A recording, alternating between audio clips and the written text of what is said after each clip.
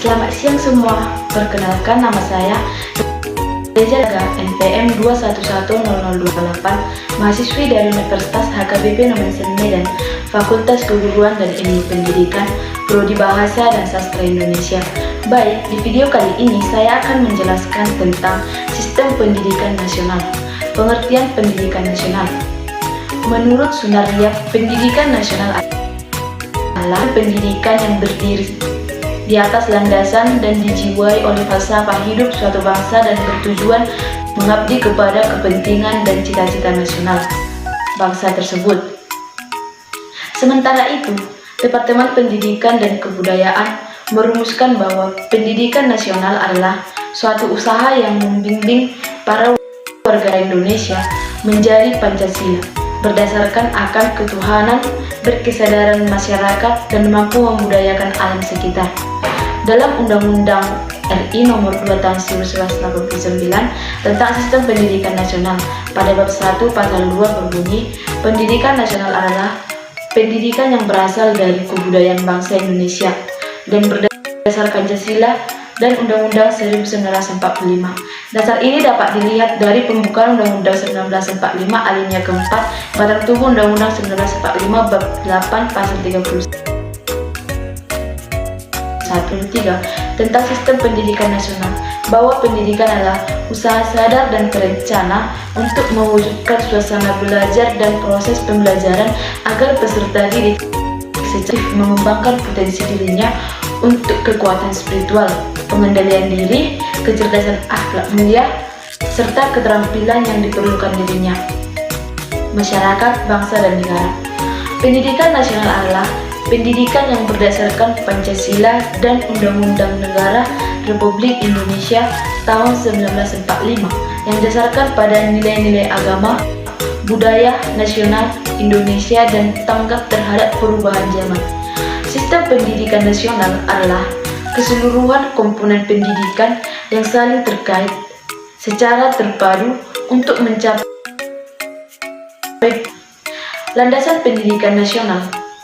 Dalam Undang-Undang Pendidikan Nomor 4 Tahun 1950 tentang dasar-dasar pendidikan dan pengajaran sekolah pada bab 3 pasal 4 tercantum bahwa landasan ideal pendidikan dan pengajaran adalah pembentuk manusia susila yang cakap dan warga negara yang demokratis serta bertanggung jawab terhadap masyarakat dan tanah air.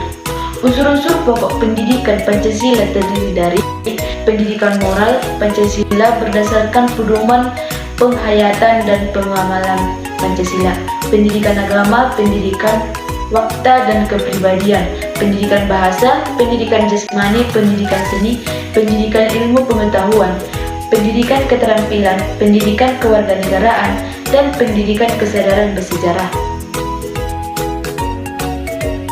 Pendidikan nasional dilaksanakan dengan memperhatikan asas-asas pelaksanaan seperti berikut. Yang pertama, asas semesta menyeluruh dan terpadu. Yang kedua, asas pendidikan seumur hidup. Yang ketiga, asas pendidikan berlangsung dalam lingkungan rumah, tangga, sekolah, dan masyarakat.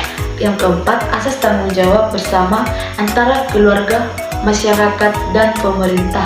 5. Asas keselarasan dan keterpaduan dengan ketahanan nasional dan wawasan Nusantara. Yang keenam, asas Bhinneka Tunggal Ika. Yang ketujuh, asas keselarasan, keserasian, keseimbangan, dan kebulatan yang utuh dalam seluruh kegiatan pendidikan.